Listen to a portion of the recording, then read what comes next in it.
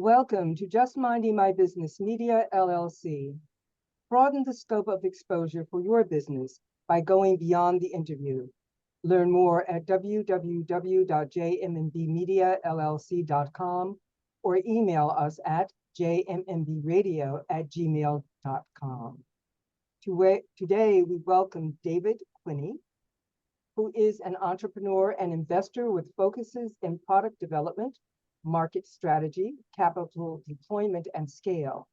David is a co-founder of Phanology, digital and managing partner of Phanology Capital Market Engine, as well as being an early stage investor in several companies and funds.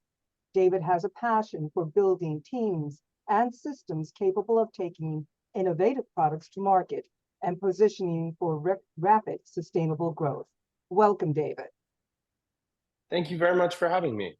Yes, David. So how did you get on this road? How did I get on this road? Well, I'm still on the road, if we're being honest. I grew up in Salt Lake City, Utah, so kind of a long way from where I am right now. And I graduated and I went to University of Miami. So did a double major in psychology and marketing, and it was, to be honest, kind of a brand new world to me, coming from Utah. And while I was there, really got my first taste of entrepreneurship, of all things, working in the nightlife industry, because a lot of my friends and I didn't have any money at the time, but we would like to be able to go out, so we decided to create a business out of it. I graduated and I moved to Los Angeles, and in my early 20s, I was designing financial models for independent films and producing a few. So that was sort of my entree into content creation, understanding how to market a product and a service, and really run a company, because producing a film is not so dissimilar from running sort of a small company. It just happens over a 30-day or 60-day production schedule, and then after that, you go into post and marketing and business and P&A and all of that. And then, just like happened to everybody else, in 2009, we all ran into the financial crisis. And at that time in the entertainment industry, so just to take you back, Facebook is still a private company. Instagram doesn't exist yet. There's no Twitter. Google is just getting ready to launch AdWords, and LinkedIn was just coming on the scene. So at that period of time, all of the credit lines due to the financial crisis had really dried up, both for film financing and also for film distribution. You had a writer's strike at that time, and it's already a very difficult business. So a couple of my partners and I took a look at what we thought was coming in the industry, and we thought the future was going to be digital audience build and aggregation. So we co-founded our first content media company with a technology backend. It was called Phanology. It is called Phanology. And so what we were doing is, we said, we were going around to a lot of the large brands, Toyota, Walt Disney, a lot of the artists at CAA, and we were saying, hey, look, guys, traditional prints and advertising, television commercials, are going out the window. We can build you a digital audience online across all of these various platforms and provide you with the precise analytics to let you know where everybody precisely is, and also what they want to see that will inform your product generation, your content generation, movies, albums, motorized bicycles that turned out to be cars, you name it. And in 2009, 2010, they all thought that it was basically a toy for college kids. But fast forward to around 2011, where it started to really take traction, because I was 26 at the time. And they said, hey, who are those kids? Let's get them back in here, because we don't totally understand what's going on. So we ended up building a lot of the large scale audiences for the digital audiences for companies like Microsoft, Toyota, Walt Disney, ABC Family. We did Apple's first ever digital album release through iTunes. And so that took me from content creation in terms of film production and finance through to technology. And what I started to learn and be really fascinated about was what was happening in the early 2010s in terms of technology advancement. And everything sort of exploded from there. So I co-founded a couple of other companies and also did some angel investments, some venture capital, and sat on a few boards, still sit on a few boards. And then in late 2017, I did a small investment into a predictive and preventive health business that was ahead of its time. And along with the investment, they asked me to join the board, which I accepted. And then they asked me to come on as the chief marketing officer, which I accepted for a time. And as we all know in entrepreneurship, they don't all work. And unfortunately, over an 18-month period, this business did not. However, I learned a tremendous amount in terms of the health technology space. And I saw some things that I thought it would work if they were done correctly. And I'm very fortunate. So my current full-time role is as one of the 4 co-founders of FiOS Health Technologies. And how we arrived there is I'm very fortunate that my 2 cousins, a husband and wife team, also happen to be 2 of the most brilliant scientists and physicians in the country. One was running genomics for Harvard Medical, and the other one was running public health for Harvard Medical.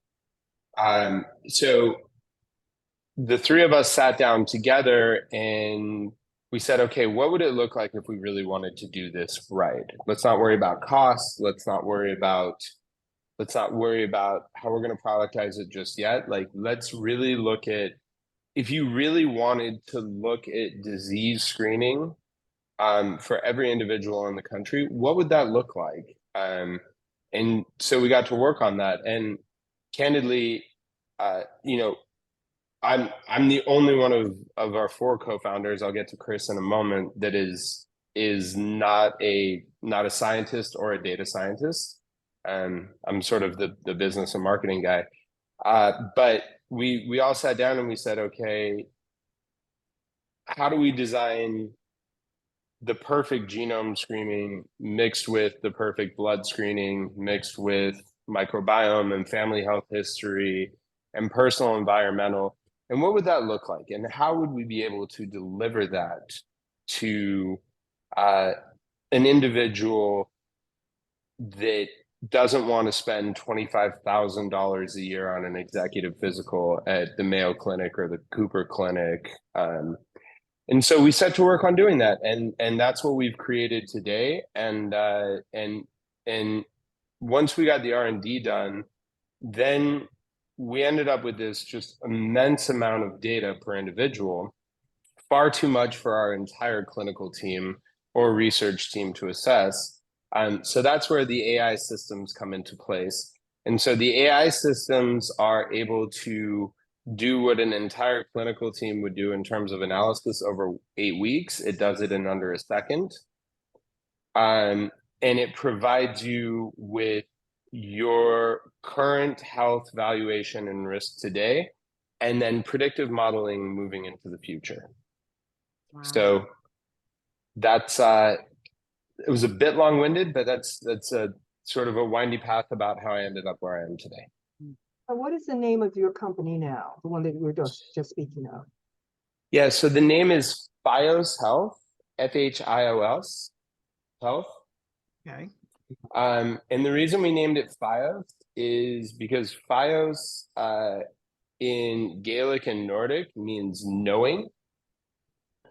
And so our North Star with our North Star with our products and protocol is that when you think about healthcare and medicine today, we all walk around and you know how much money is in your bank account. You know what stocks are in your portfolio. You know how much gas is in your car. You know if your tires are low. You probably know what you had to eat for lunch yesterday.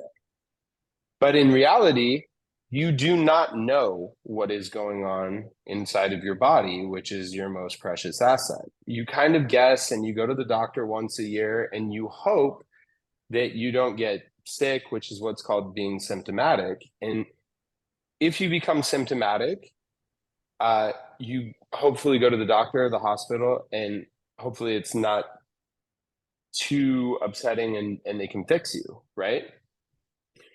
Which, when you really take a step back and you think about it, is kind of an odd way to approach your health. You wouldn't manage a stock portfolio that way. You wouldn't manage your finances that way. You wouldn't manage anything else in your life that way. Why are we managing our health that way? So our whole purpose and our whole platform is designed to give every person the ability to not guess, but to know precisely what is going on inside their body at any given time. Wow, that's amazing. And that's ambitious. That's Very, very fine. It is ambitious. yeah. I agree with you there. It's something that we actually need to know. It's information. Actually, when you look at it, our body, our physical body, is the only real possession that we actually own. You know, for all of our And life. it's everything from physical health, mental health, emotional health, all of that. It's all one system, right? And if you're sick, it makes it very difficult to do anything else that is important in your life, right? It makes it difficult to work efficiently. It makes it difficult to travel efficiently. It makes it difficult to play with your kids efficiently. So invest efficiently. Priority number one should be your personal health. It's kind of like, I always joke with some of our partners. It's like, when you get on an airplane and they're like, first put the mask on yourself and then help your kid. This is like this for your entire life. So you have to be able to first take care of yourself in order for you to be able to take care of every other portion of your life. Absolutely. So yes, absolutely. This is so very clearly a departure from the normal medical paradigm that we're all used to, which is I get sick, I get hurt, I go to the doctor and say, fix me. Something major happens. I have a heart attack. I go have surgery. But you're Correct. putting this turning all of that on its head. Those options will be there if we need them. But first, take care of your health so that you don't need all of the additional medical interventions if you can possibly help it, if you can possibly stay away from it. But most of those interventions happen because we're not taking care of our health. We take our bodies for granted, and just like you mentioned, mental health is also a part of it. And up until the pandemic, I don't think anybody even as a whole really thought about people's mental health. But the pandemic brought that home, especially the post-pandemic. So all of that is incorporated. It sounds as if it's all incorporated in this organization, this company that you're. Yeah, so you're absolutely correct. And there's a couple of key points that are really important to highlight. So number one, we like to call it a health system in your pocket, an entire health system.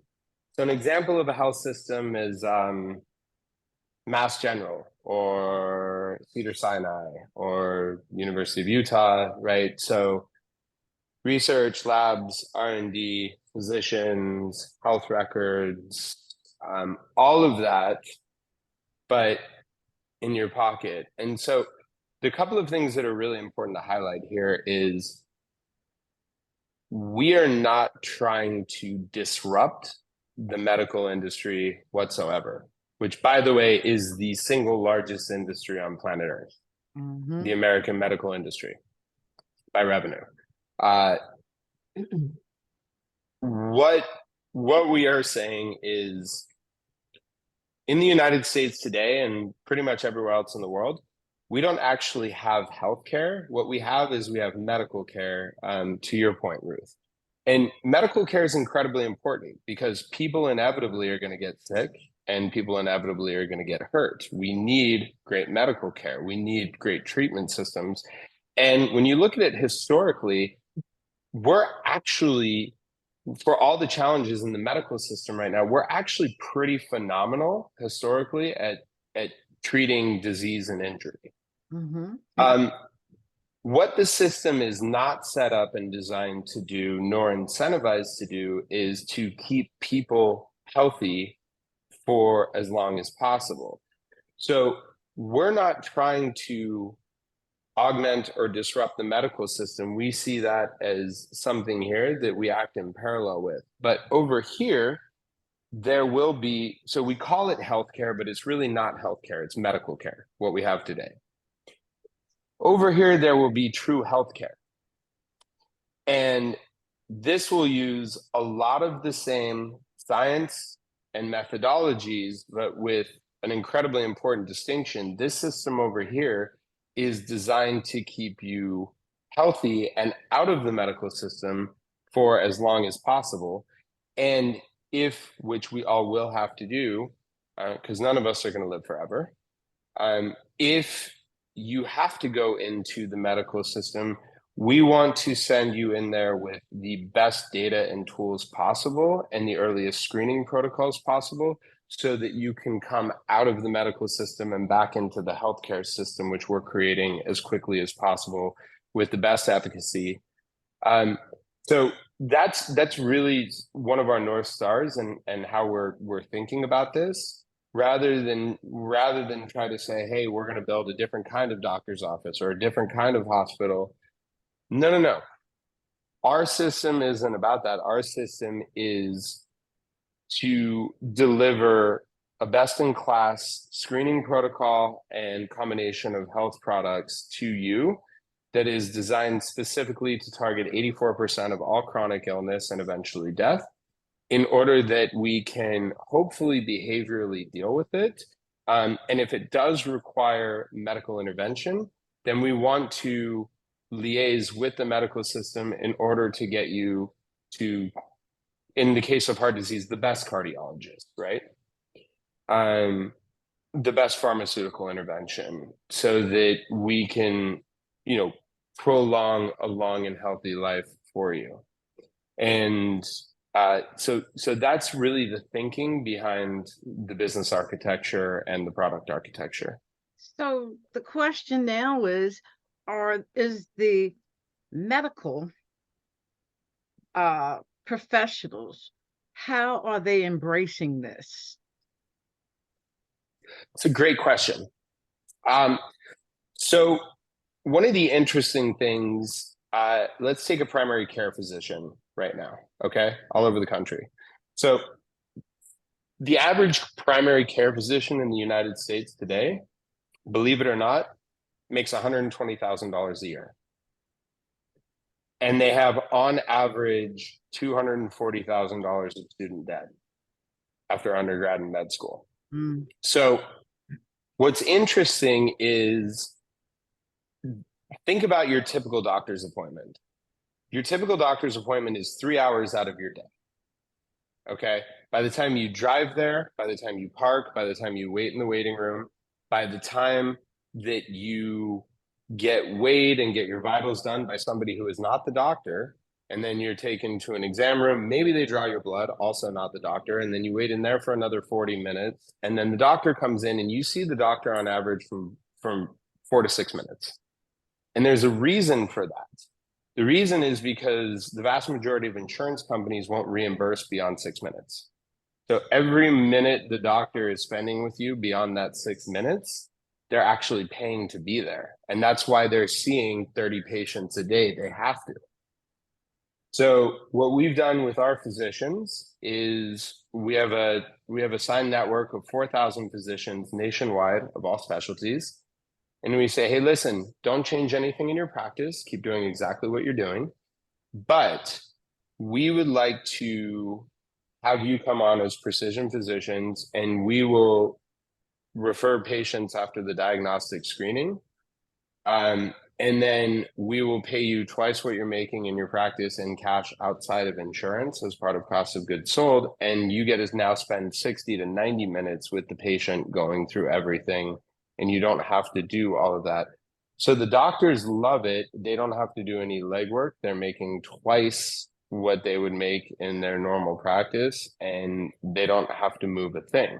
Now, in terms of big medical, they really like it as well, because what happens is if someone has a heart attack, someone has a stroke, right? So we're screening these things.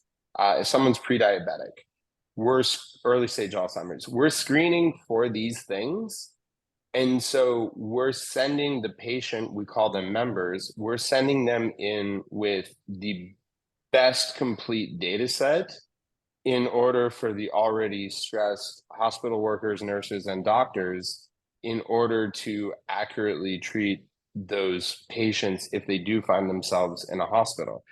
And the nice thing is all of it exists on your own digital encrypted server.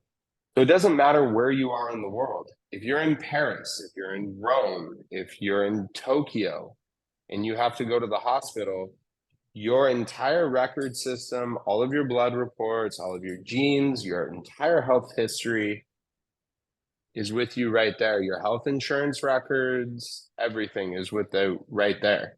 So just pull it up, and you're giving big medical a significantly better tool in order to deal with it, if that makes sense. Wow. So I got so many questions. David, you're gonna have to come back because this is a lot. This is It is. So as So, a sorry.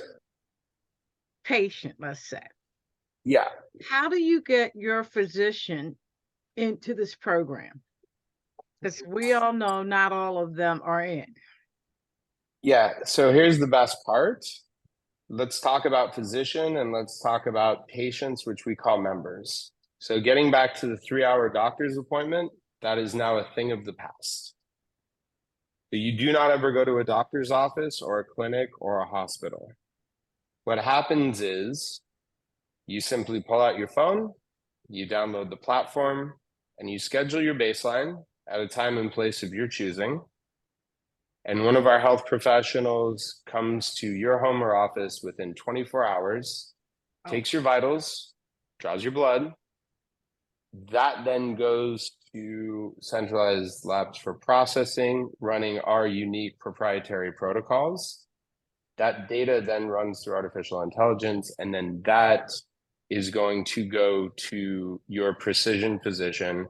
And that entire process, from the time that somebody comes to your home to the time that you are sitting either in the doctor's office, if you choose, or via Zoom, because it's actually not Zoom. I'd say it's Zoom. It's our own encrypted video chat. That whole process takes 5 days, end to end. And for the analysis, and then you will sit down with your physician, and your physician will go through all of your results for everything. The idea is we provide the data sets and the analysis so that if you have stage 1 lung cancer and you just haven't started coughing yet because it's early, or if you have an early stage brain tumor, but you haven't started getting dizzy and headaches yet because it's early, these protocols will see it. And then the doctor will be able to see it, and then we'll be able to provide you either with medical intervention or behavioral intervention. So let's get back to heart disease. So let's say that the data comes back to your physician, and they're spending 90 minutes, and they say, hey, we found that you have high blood pressure, and your sleep patterns are off, and you're a smoker. And the results are showing two partial blockages near your heart, right? So are you going to have a heart attack tomorrow? Probably not.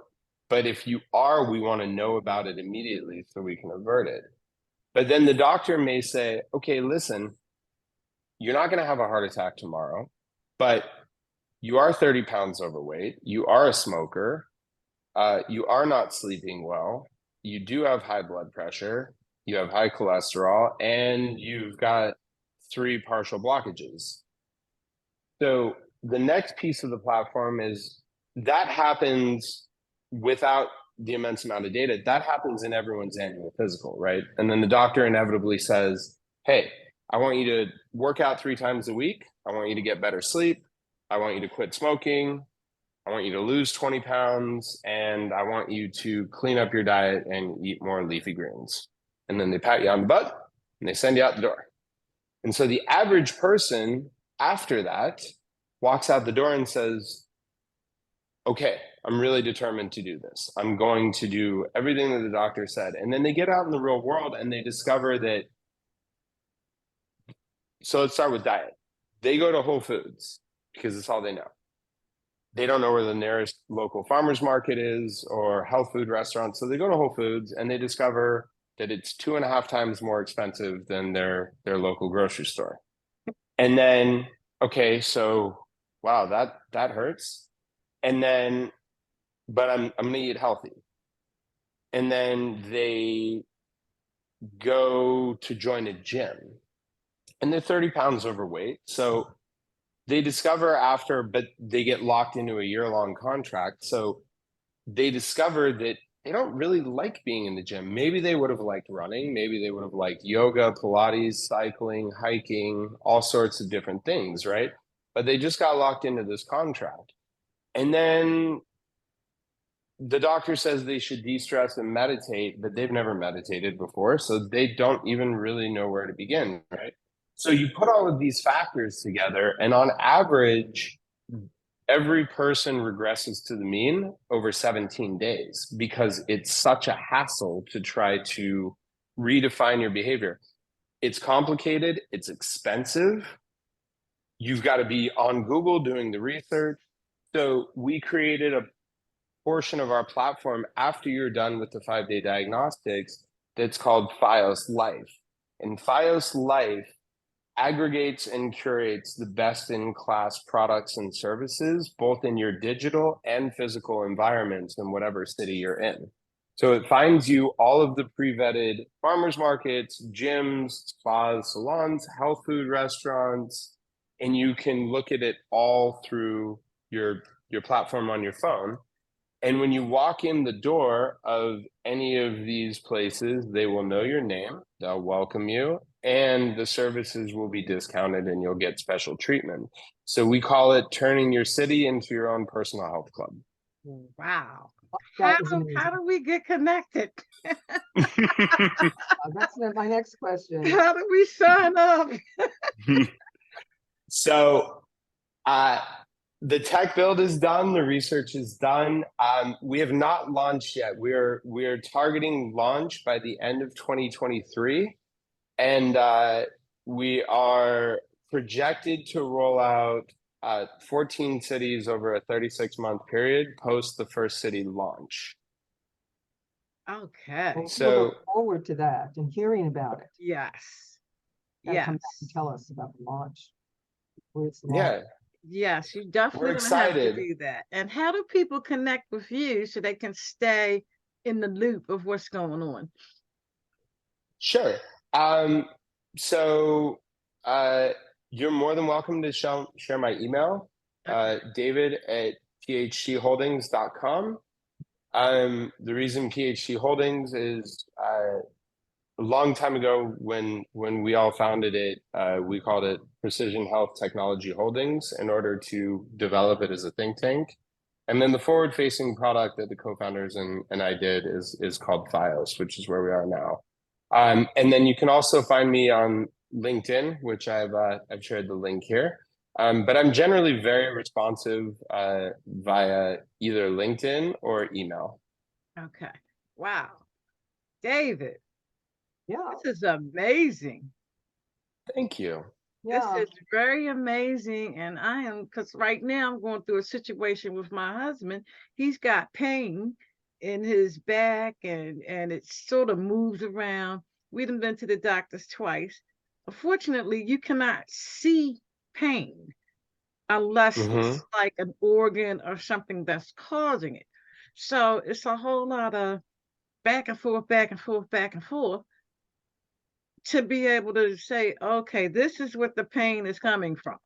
Mm, And Over like a 6 to 9 month period. yes, yeah. and it's like in the meantime, you in pain.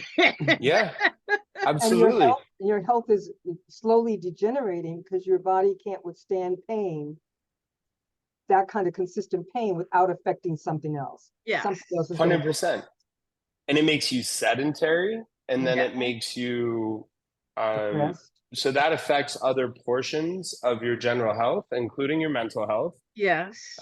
because you can't be moving around and that slows your blood flow. And so that's all very difficult. So, um, you know, the way that we look at this when we sat down is the health system, the medical system today is so monolithic and labyrinthine, and it's scary.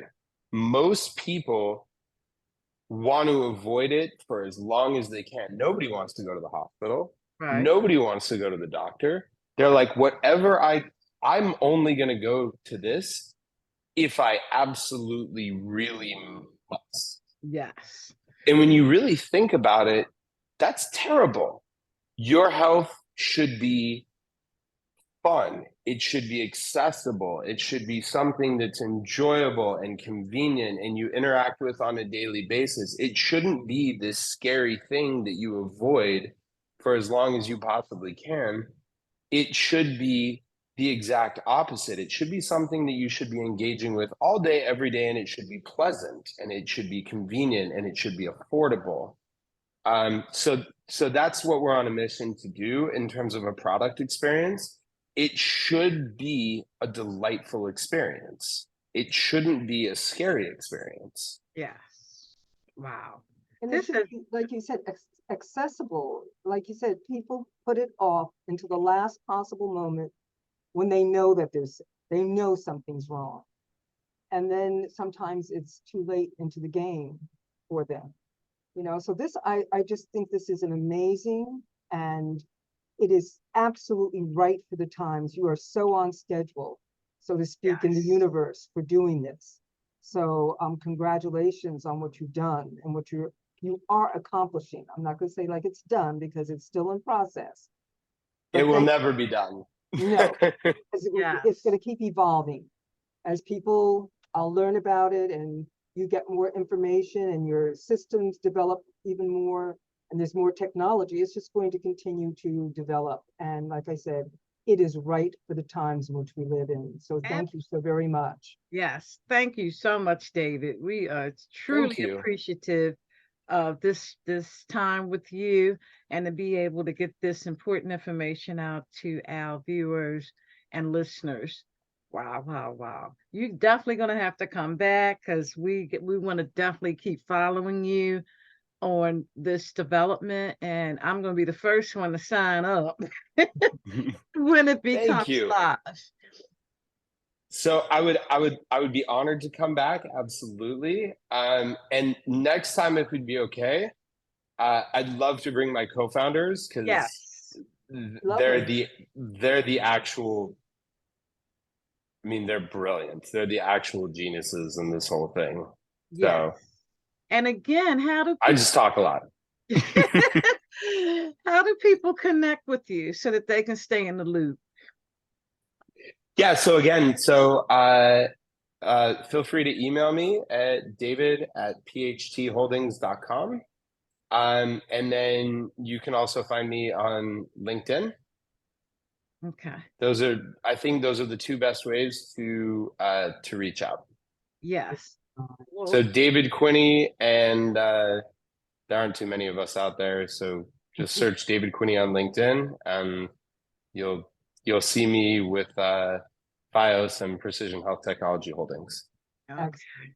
All Wow. right. Thank you so you. much for embracing our audience with this incredible information. I know most people that's going to be watching and listening to this, they're going to be wowing.